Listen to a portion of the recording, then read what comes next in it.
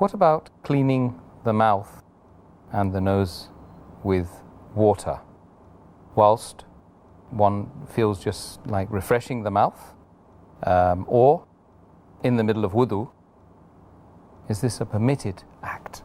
As far as putting water in the mouth or gargling the mouth with water or putting water in the nose, whether a person is feeling hot or whether while doing wudu, it is permissible because it doesn't enter the body. As long as the water doesn't enter the body, a person does not swallow the water, it's permissible. And in wudu, gargling is a requirement, putting water in the mouth is a requirement, but natural doing wudu is fard, before offering salah. And while fasting, you have to offer salah and you have to do wudu. So how can it be prohibited? So when a person puts water in his mouth while gargling, in wudu or otherwise, he should be careful that he does not swallow the water.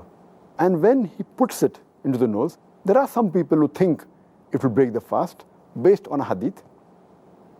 And that's the reason they only touch the water to the tip of the nose. And they don't put it inside because it's the hadith of the Messenger of Allah subhanahu wa ta'ala. And Muhammad sallallahu alaihi wasallam said, it's mentioned in the hadith of Sunan Abu Dawud, volume number 2, in the book of fasting, hadith number 2360, that the Prophet said, snuff water excessively while doing wudu except while fasting.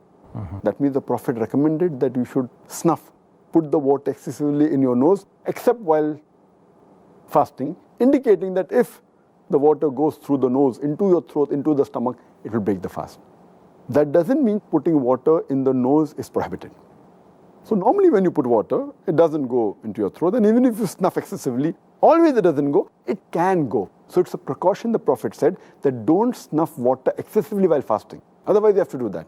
So this hadith also proves that putting water in the nose, it is permitted, but you have to be careful, you should not snuff excessively so that it goes into the throat.